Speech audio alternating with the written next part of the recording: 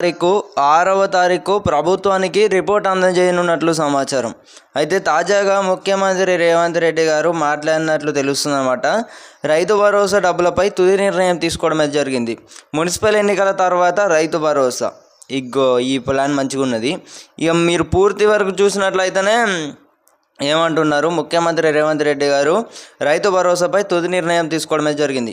రైతు భరోసా రేవంత్ తెలంగాణ రైతులకు సీఎం శుభవార్త చెప్పారట.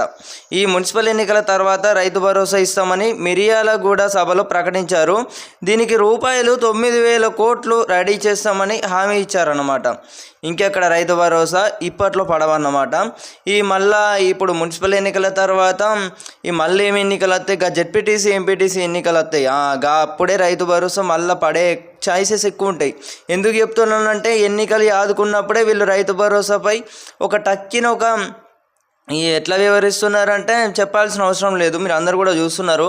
సో డబ్బులకు సంబంధించి అయితే రాష్ట్ర ప్రభుత్వం ఇప్పటి వరకు వీళ్ళు ఏమంటే ఒక క్లారిటీ ఇచ్చారన్నమాట. ఏమని ఇచ్చారంటే మేము ఒక సర్వే చేసాం, ఆ సర్వేలో ఎవరు సాగు చేశారో వారికే రైతు భరోసా ఇస్తామని అయితే ఇప్పుడు పంట పొలాలకు సంబంధించి ఆ సర్వేలు తెలంగాణలో మొత్తం సాగు చేసే భూములు, సాగు చేయని భూములు ఉంటాయి కదా, మొత్తం పొలం సాగు చేయని భూములు, బీడు భూములు, రాళ్ళు రప్పలు గుట్టలు కొండలు ఇవన్నీ చూసుకున్నట్టయితే ఇవన్నీ ఉన్నాయి. చూసిర్రా, వీళ్ళు ఒక సర్వే చేసారు అన్నమాట. ఏది మన పొలం చేసే వారిని ఒక పక్క చేసారు, పొలం చేయని వాళ్ళు మొత్తం చూసుకున్నట్టయితే ఈ కోతలు ఎక్కువ రావాలని ప్రభుత్వం భావిస్తున్నట్లు సమాచారం. ఈ కోతలు ఎక్కువ పెట్టి రైతు భరోసా నిధులు ఎగ్గొట్టే ప్లాన్ చేస్తున్నట్లు సమాచారాలు అయితే వస్తున్నాయి అన్నమాట. సో రైతు భరోసా డబ్బులు ఇప్పట్లో పడవంటే ఇంకెక్కడ ఇప్పుడు ఈ ఎన్నికలతో సంబంధించి అయితే వీళ్ళు మున్సిపల్ ఎన్నికలు అంటే అయితే మళ్ళీ ఎన్నికల కోడ్ అనేది రావడమే జరుగుతుంది.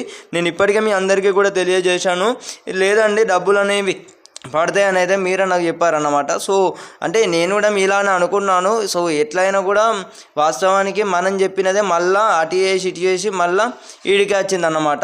ఎన్నికలు ఉన్న నేపథ్యంలో రైతు భరోసా నిలిపివేసినట్లు సమాచారం.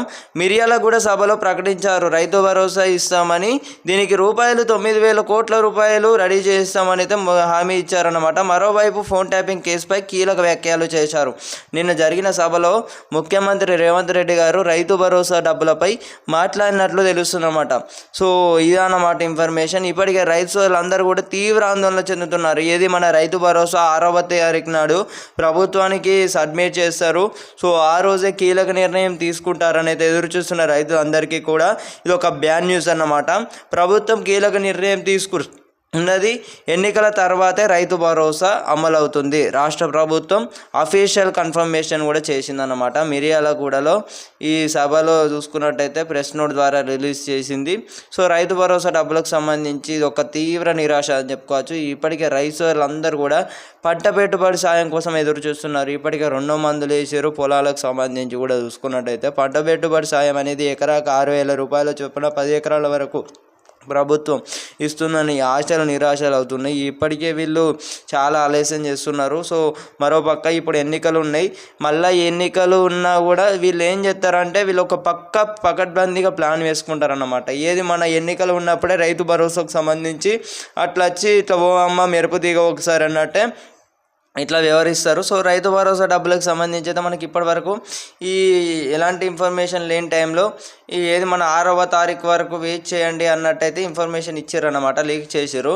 సో అది అందరికీ కూడా ఇది ఒక తీవ్ర నిరాశ అని అయితే చెప్పుకోవచ్చు. రైతులకు ముఖ్యంగా రైతు భరోసా డబ్బులు అనేవి అయితే పడతలేవు. 31 జిల్లాలకు విడుదల చేయలేదు, 33 జిల్లాలకు రైతు భరోసా విడుదల చేయలేదు. ఎన్నికలు ఉన్న నేపథ్యంలో నేను ముందుగానే తెలియజేశాను రైతు భరోసా డబ్బులు అనేవి పడవండి, ఎలక్షన్ కోడ్ పడుతుంది. మీరు అందరు ఏమన్నారు, లేదండి ఎన్నికలు ఉన్నాయి డబ్బులు అనేవి అయితే పడతాయి అని అయితే మీరు అందరు కూడా అన్నారు. సో ఇక్కడ మనం ఉన్నట్టుగానే నేను ఆల్రెడీ మీ అందరికీ కూడా తెలియజేశాను. అక్కడ ప్రభుత్వం సైడ్ నుంచి పూర్తి అనాలిసిస్ చేసి మీ అందరికీ కూడా నేను మీ అందరికీ ముందే తెలియజేశాను అనమాట. మనకి ఇన్ఫర్మేషన్ రావడమే జరుగుతుంది. సో తద్వారా మనం అందరికీ కూడా ముందే తెలియజేయడమే జరిగిందనమాట. సో ఎలక్షన్ షెడ్యూల్ పడే ముందు కూడా మీ అందరికీ ముందే తెలియజేశాను అనమాట. రైతు భరోసా డబ్బులకు సంబంధించి నెల 6వ తేదీ అన్నారు కదా, మరి రైతు భరోసా పడే ఛాయిసెస్ ఎక్కువ ఉంటాయని మళ్ళీ ఏం చేసినాం, 6వ తారీఖు రోజు రైతు భరోసా డబ్బులు పడే ఛాయిసెస్ ఎక్కువనే కనిపిస్తున్నాయి అని అయితే మళ్ళీ తెలియజేయడమే జరిగింది.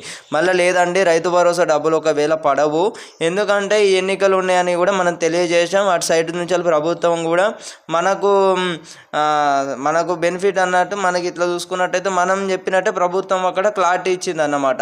సో అక్కడ మనకు అర్థమయ్యాల్సిన ఇన్ఫర్మేషన్ ఏదైతే ఉందో, ఇక రైతు భరోసా డబ్బులు ఎన్నికల తర్వాత మళ్ళీ ఎప్పుడు పడతాయి, ఎన్నికలు అంటున్నారు అంటే ఎన్నికల తర్వాత పడతాయి. ఇక ఎప్పుడు పడితే కూడా మనకు క్లారిటీ లేదు, ఎన్నికల తర్వాత అంటున్నారు అంతే.